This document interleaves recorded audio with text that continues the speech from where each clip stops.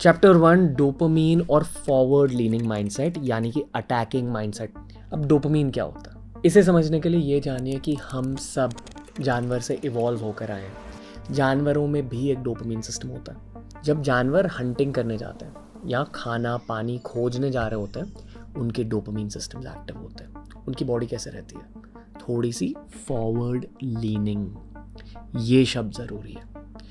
इस scientific study के according जब एक इंसान अपनी पीठ को सीधी करके ऐसे करता है, अटैक मोड में फॉरवर्ड लीनिंग हो जाता है, तो आपका दिमाग एक हायर फोकस स्टेट में चले जाता है। पर अटैक मोड में जाने के लिए आपके डोपामीन सिस्टम्स रेगुलेटेड होने चाहिए।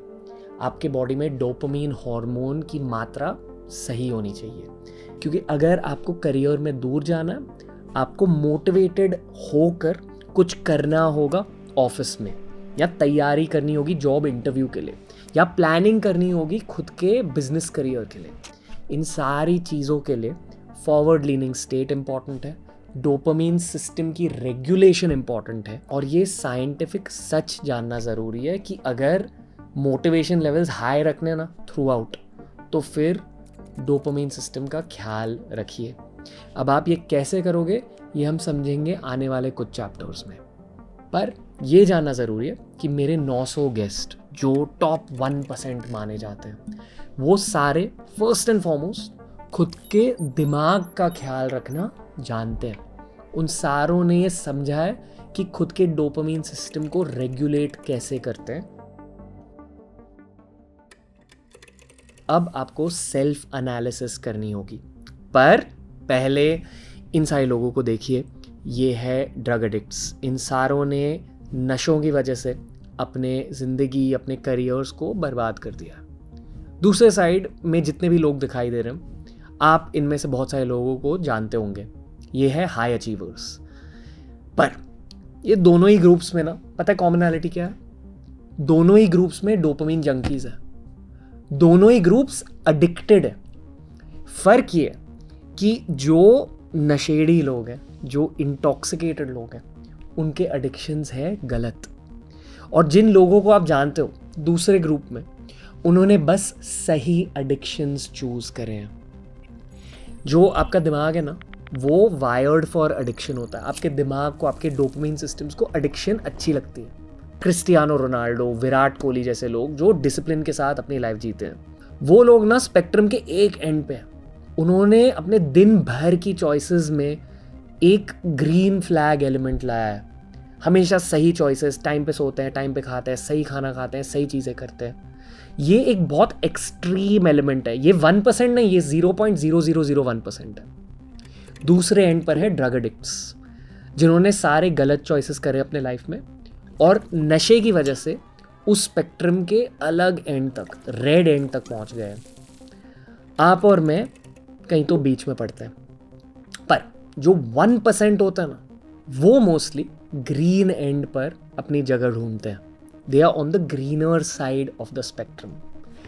इसका मतलब क्या है दोस्तों? अब आपकी स्क्रीन पर हम कुछ हैबिट्स लिस्ट आउट करेंगे। ये है ग्रीन फ्लैग हैबिट्स और रेड फ्लैग हैबिट्स। अब इस पूरे वीडियो को पॉज करके एक स्क्रीनशॉट लीजिए। उस स्क्रीनशॉट को यूज करके पहले आपको खुद के रेड फ्लैग्स को आइडेंटिफाई करना है। आपकी लाइफ में नशा क्या है ये खुद से पूछिए। शराब, junk food, constantly food delivery apps पे खाना ऑर्डर करना, हुकअप कल्चर, क्या है आपका रेड फ्लैग? खुद से ये पूछिए।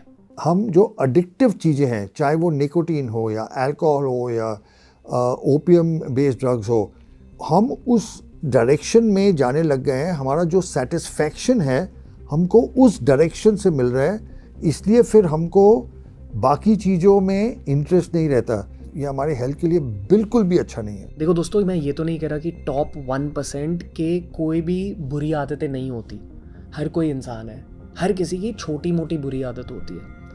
बट द डिफरेंस इज जब एक आदत आपको कंट्रोल करने लगती है ना, जब आपके लाइफ, आपके डिसीजंस को कंट्रोल करने लगती है, तब आपका डोपामीन सिस्टम हाईजैक हो जाता है। देखो दोस्तों, एडिक्शंस को लेकर मेन चीज़ ये है कि अगर एक एडिक्शन सच में आपके ज़िंदगी में हानि पहुंचा रही है तो आपके दोस्त या आपके रिश्तेदार कोई ना ये पॉइंट आउट करेगा कि यार आप ज़्यादा ही स्मोक कर रहे हो, ज़्यादा ही शराब पी रहे हो, ज़्यादा ही जंक फूड खा रहे हो। जब आपका कोई लव्ड वन ये पॉइंट आउट करता है, वो खुद में ही एक रेड फ्लैग है आपके लिए। हमारे 900 पॉडकास्ट गेस्ट में से सारों ने यही कहा है कि सफलता की शुरुआत ना होती है सैक्रिफाइस के थ्रू, बलिदान के थ्रू। किसी ना किसी चीज़ का बलिदान देना पड़ता है। उस रेड फ्लैग लिस्ट में से आप स्कैन करके खुद से झूठ मत बोलिए। खुद से ये पूछिए कि आप किस चीज़ का बलिदान दोगे, और आने वाले 3 से 6 महीनों में आपको खुद के लिए एक डी एडिक्शन प्रोसेस प्रिपेयर करना है। अभी एडिक्शन और डी एडिक्शन के लिए हमें अलग से एक डॉक्यूमेंट्री बनानी होगी। हम नीचे हमारा एक पुराना एडिक्शन रिलेटेड वीडियो लिंक कर देंगे, उसे जाके देखिए। बट अगर 1% में ब्रेक थ्रू करना तो आपका पहला स्टेप होगा रेड फ्लैग का बलिदान। अगर आपकी लाइफ में कोई रेड फ्लैग नहीं है तो फिर ग्रीन फ्लैग्स पर थोड़ा सा फोकस करते हैं। जो मैंने पहले कहा था, अगर आपको स्पेक्ट्रम के ग्रीन एंड पर लैंड करना है तो दिन भर आपकी ज़िंदगी में ज़्यादा ग्रीन फ्लैग एक्टिविटीज़ होनी चाहिए। Imagine that this is your bloodstream. This is your dopamine reserve in your bloodstream. Currently, you're feeling fresh. Your dopamine levels are regulated. But if you try getting yourself intoxicated, or you try enjoying yourself, or if you wish to give some energy to your work, if you want to do something productive, in both cases, your dopamine system releases some dopamine into your bloodstream.